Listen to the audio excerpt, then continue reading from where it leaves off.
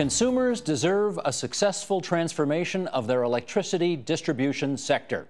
Words from a recent report that finds Ontarians could save $1.2 billion in the next 10 years with prudent changes to the province's electricity delivery system.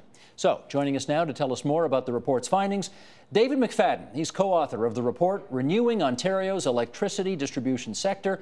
He's a partner at the law firm Gowlings. And David McFadden, always good to have you here at TVO. Thanks for coming back for the visit. Good to be here, Steve. Well, let's just, I'm not going to assume everybody knows how the system works, so let's do some background. How do we distribute electricity around Ontario today?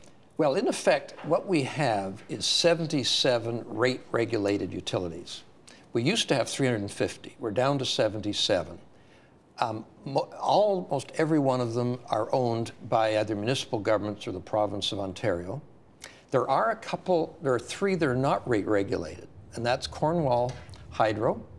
Dubrai Lumber owns a small system up north, and there's the CAT community, First Nations community, who actually has an unregulated utility. So we have 77 what we call rate-regulated. They are the ones that take the power from the transmission system, Hydro One, and distribute the power to the homes and businesses throughout Ontario. Is that different from the way other jurisdictions do it? We have more LDCs, they call them, local distribution companies in Ontario than all of Canada combined. We're unusual. We have more in Ontario than everybody else combined. Oh, you combine all of Canada and they wouldn't even add up to this. And why is that? It's historic. You'd have to go back to really the early part of the 20th century when what happened was the distribution system in Ontario developed at a municipal level and built out from there. Other provinces, it was done centrally by, in Quebec's case, it'd be Quebec Hydro, BC, it's BC Hydro. But in Ontario, we followed a very different pattern, a lot of local involvement, local ownership, local operation of these companies. Well, here's the history right here. Here's Hydro by the numbers. Back in 1923, we had 393 different utilities supplying electricity in Ontario. Donald MacDonald, the former federal Liberal finance minister, was brought in to do a report on all this in 1996, and he recommended dropping the number to 89. And then in 2012, a new report recommends a total of 8 to 12 Ontario utilities, and that's you guys. What's the advantage of bringing it down from 393 to 8 to 12? Well, basically, when we looked at this, we reached the conclusion that we had to look at this from the consumer's point of view. After all, if you think about electricity, nobody wears electricity. You don't hang it on your wall. You don't admire it. It's an enabler. It allows something to happen. It allows you to cook your dinner at night or watch television. It allows manufacturing plants to operate or stores to stay open. Basically, electricity is an enabler. So our feeling was what we needed to do was to look at the most effective and cost-effective way and the most efficient way to get power to enable our society to operate in the most efficient way. So fewer is better. And we reached that conclusion. I'll give you an example. When we undertook research, as part of our panel research work into what to recommend, Navigant, one of the leading energy research companies in the world, did a review for us of all of the OEB records and all the statistics. Ontario Energy Board. Ontario OEB. Energy Board, yes. There's an alphabet soup of operations in our industry. And what we found was that for the smaller utilities, the operation, maintenance, administrative costs are 75% higher than they are for large utilities. Now, somebody's paying for that. It's the consumer is paying something extra. So presumably it wouldn't be all that controversial to take the dozens and dozens we have now and shrink them down to 8 to 12. Except everything I hear says this is a massive political headache and anybody who tries to do this is going to get burned. What's the problem? The issue is who owns what. Essentially right now, the 77 that are left, the majority of them are quite small and they're municipally owned. So there's a feeling that if you change the ownership, you consolidate with your neighbor, or you, for instance, have a pension fund might come in to invest or whatever, that somehow local control would be lost. Is that true? Not really. The fact is that this is a heavily regulated industry. There's no industry that's probably more regulated than this industry through the Ontario Energy Board.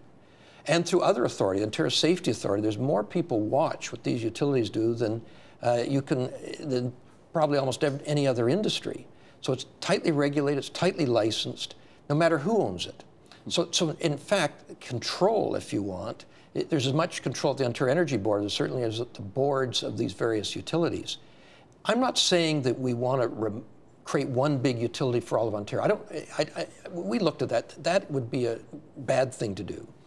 What we think is the idea of regional utilities where you would have local, a local presence is worthwhile. Now, there are other ways you could do it besides regional shoulder-to-shoulder utilities. We could simply have various companies consolidate and achieve efficiencies as well. And that's another approach, and it could be quite valid in terms of dealing with price pressures. But they're not going to do that willingly, are they? Someone's going to have to come in from on top and say, do this now. Or there will be external pressure. And you see, one of the things that the whole sector is facing right now is a massive requirement for capital investment. I mean, the Conference Board of Canada looked at the electricity distribution sector in Ontario and independently looked at it and said, over the next 20 years, there's going to have to spend about $21 billion to deal with new customers, to deal with the distribution system that's 50, 100 years old and needs replacing, but also to bring in new technology, smart grid and these other things, so that there's massive requirement. What's a smart grid? Well, it's basically what it is, an upgrade and modernization. I mean, it's not that it's something that some university professor thought of and is going to impose it.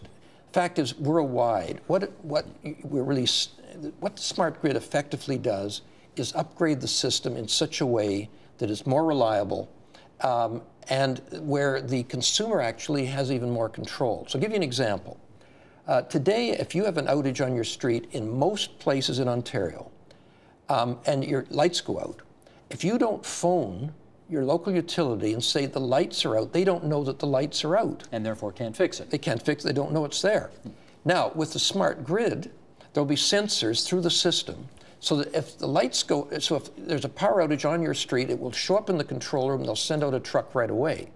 Or you can have a system that's self-healing, which our current ones don't now. So if, let's say, a switch opens, you're going to have to send somebody in to go up a pole to close it. Self-healing, it'll automatically close because the control room can pick it up. So that's why, those are the kind of reliability points that the smart grid permits. As well, the other aspect to it is demand management, conservation.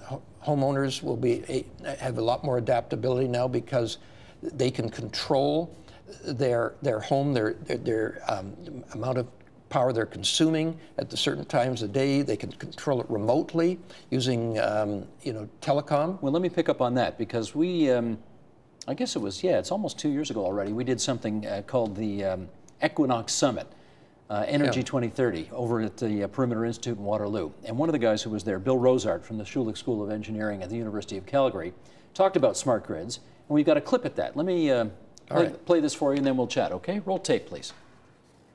If everybody went out today and bought an electric vehicle and plugged it in at 6 p.m., we're in a lot of trouble. All right? So if we all want to drive electric vehicles, and this is my picture of myself in a Tesla, a very fun car to drive. That was a great opportunity. We need to have smart grids.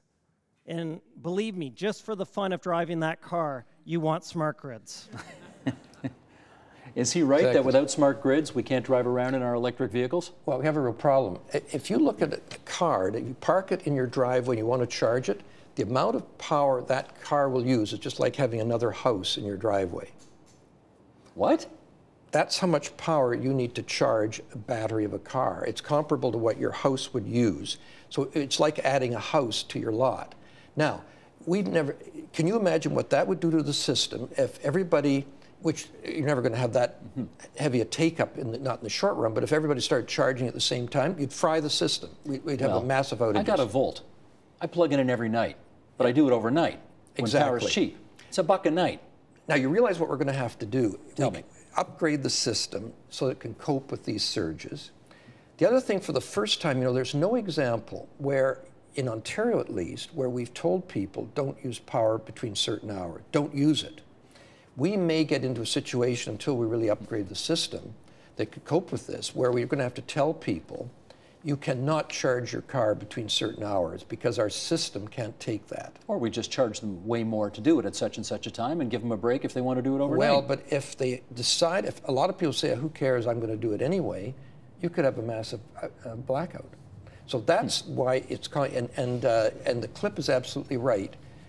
To introduce electric cars in a massive way requires a smart grid technology, and there's so many things you can do with it, from charging facilities to a situation where you could take a car, park it downtown, and plug in and actually provide power to the system while you're parked, drive home, power up at home, and then do it the next day. That's pretty cool. I mean, that seems very futuristic, and how close are we to having that be a possibility? That technology is available.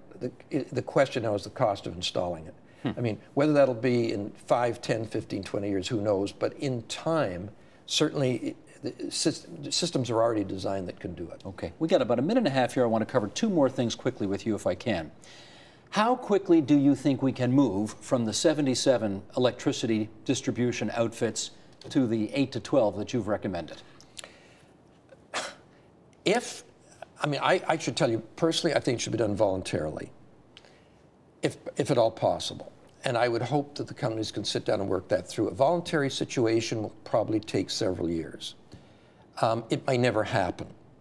If it never happens voluntarily, the problem is the cost of running the system, the disparity between one utility and another, the need for capital will drive change. Now, I would hope that Ontario wouldn't wait until we're heading to a capital shortage and a crisis to deal with it. I would hope the companies and the utilities, the municipalities and the province could come to an arrangement. Well, let's find out if that's happening. This. You released this report last December. We're in May now. How much has happened? Not much. There is a lot of talk. I'll tell you there's 2 things that have happened. A lot of talk. A lot of the companies are talking together in a way they weren't before. That's number 1. Secondly, I think it's provoked people to start really thinking about what's needed. I think one of the reasons why things are probably stalled out, one of them, is we have a minority government at Queen's Park. And this would, if the government were to bring in some sort of a legislative format or try to push this along, they'd be afraid of the politics of it. So I think in a minority government, it was very hard for the government to do anything other than say, let's stick with voluntary. Politics and power, the eternal story in the province of Ontario. It's always the case. And David McFadden, we thank you for coming into TVO tonight and helping us understand it a little better. It's good to be here. Thank you. Support Ontario's public television. Donate at tvo.org.